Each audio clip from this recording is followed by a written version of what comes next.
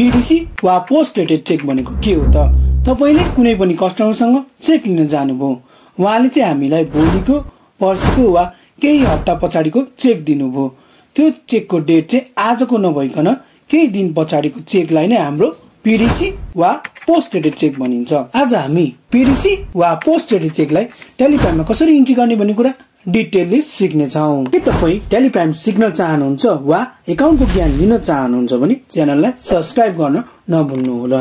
जो एकाउन्ट सिक्न चाहनुहुन्छ उहाँमाझ च्यानललाई सेयर पनि गर्न नभुल्नुहोला। भिडियो कस्तो लाग्यो कमेन्ट गर्न पनि नभुल्नुहोला।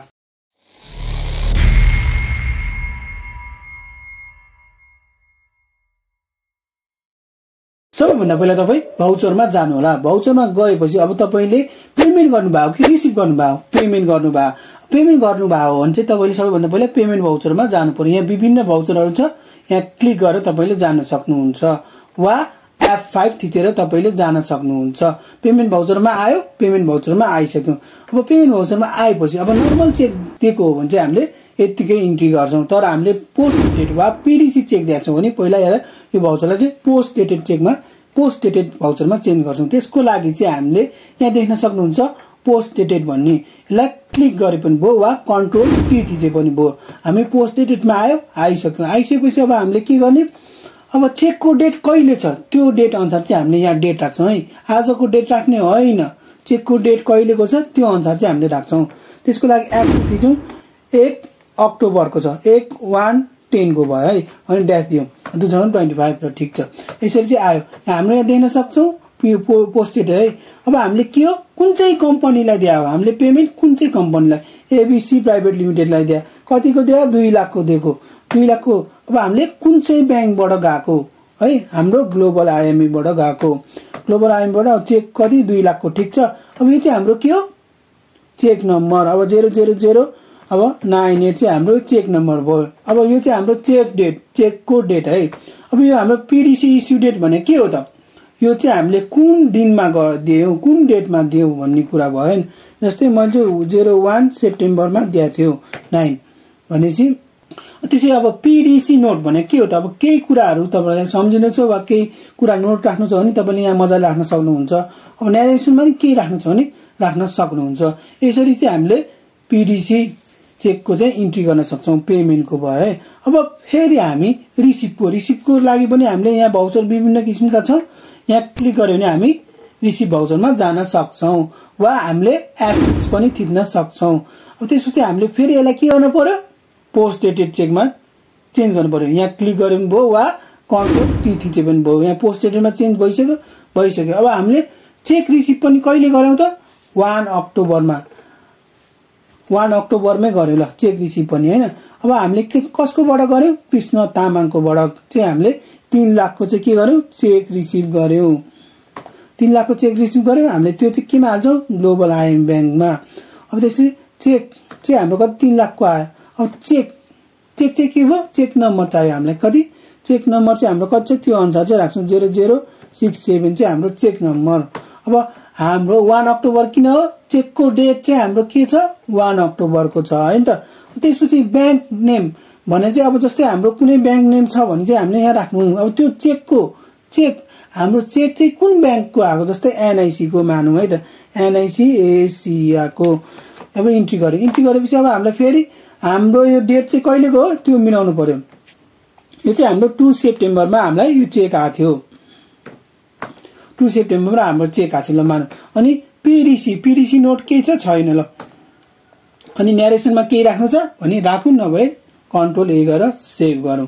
सेभ गरेपछि यसरी चाहिँ हामीले के गर्यौँ, रिसिभको पनि, पीडीसी रिसिभको पनि इन्ट्री गर्न सिक्यौँ। अब ब्याक गरौँ है त।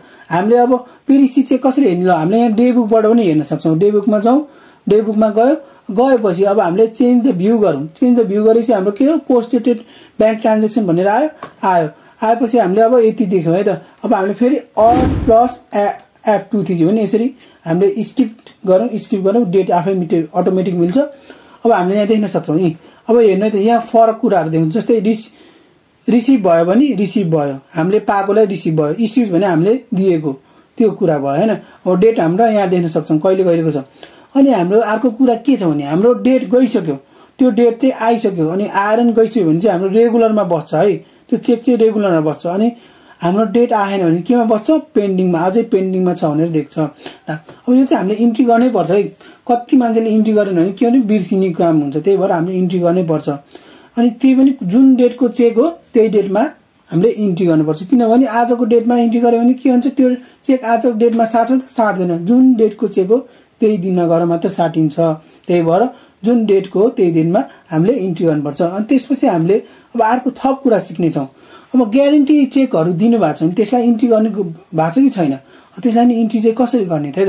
त्यसले त हाम्रो ब्याङ्कलाई असर गर्दैन, हामीले के हो ग्यारेन्टी चेक मात्र दिएको। जस्तै मानौँ कि पहिला सबैभन्दा पहिला भाउचरमा जाउँ। जस्तै हामीले अब पेमेन्ट गर्यो भने चाहिँ पेमेन्ट भाउचरमा जाउँ। जस्तै हाम्रो आजको डेट कति, 1 सेप्टेम्बर, 1 सेप्टेम्बर भनौँ है त, 1 सेप्टेम्बर हो ल गर्यो। अब आजको दिनमा चाहिँ हामीले एबिसी प्राइभेट लिमिटेड अब एउटा ग्यारेन्टी चेक दियो भने अब कसरी इन्ट्री गर्छौँ त। अब हामीले डाइरेक्ट राख्यो भने चाहिँ हाम्रो के हुन्छ, पेमेन्टमा असर गर्छ है त। अब जस्तै हामीले 6 लाखको ग्यारेन्टी चेक दिए भनेर अब रेकर्ड राख्नु पर्यो, त्यो राखेन भने त हामीले बिर्सिन्छ ग्यारेन्टी, 6 महिनापछि 7 महिनापछि त हामीले त बिर्सेला। त्यही भएर त्यसलाई राख्नुपर्छ। त्यसको लागि चाहिँ हामीले के गर्ने, यहाँ देख्नु भयो पोस्ट डेटेड भन्दा माथि अप्सनल भन्ने देख्न सक्नुहुन्छ, यहाँ क्लिक गर्नु, यी अप्सनल भनेर देख्छ। अब हामीले आजको डेटमा चेक दिएको हो भने चाहिँ आजको डेट राख्नु। अनि एबिसीलाई चाहिँ हामीले 6 लाखको चाहिँ के गरौँ, ग्यारेन्टी चेक दियौँ। अब केबाट दियौँ, ग्लोबल आइएमबाट दियौँ। अब चेक चाहिँ हाम्रो 6 लाखको, अब चेक नम्बर राखौँ 0000078 ल मानौँ कि होइन, यो छ 1 सेप्टेम्बर। अब यसरी इन्ट्री गरेँ। अब being a guarantee check given भनेर अब हामीले नेरेसन के राख्न सक्छौँ, के राख्न सक्छौँ। ल अब कन्ट्रोल ए गरेर चाहिँ हामीले सेभ गरौँ। यसो गरेपछि अब यो ग्यारेन्टी चेक चाहिँ हामीले को पार्टीलाई देखा भनेर हेर्नलाई चाहिँ कहाँबाट हेर्न सक्छौँ, स्किप गरौँ।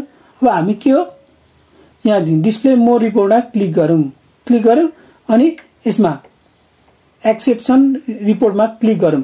क्लिक गरेपछि अब हामीले यहाँ देख्न सक्छौँ अप्सनल भाउचर भनेर यहाँ देख्न सक्छौँ। अप्सनल भाउचरमा चाहिँ हाम्रो यहाँ देख्न सक्छौँ। त्यसपछि हामीले अब यसले चाहिँ हाम्रो के हुन्छ, ब्याङ्कलाई पनि असर गर्दैन है। अप्सनल भाउचरमा राखेर चाहिँ हाम्रो ब्याङ्कमा के गर्ने असर गर्दैन। अनि के भयो यसले पनि, अब हामीले भोलि पर्सि अब चेक ग्यारेन्टी चेक दिएको थियो तर बिर्स्यो भने हामीले यहाँ आएर चाहिँ हेर्न सक्छौँ, कोलाई कुन पार्टीलाई चाहिँ हामीले ग्यारेन्टी चेक दिएको छ भने त्यसरी हेर्न सक्छौँ।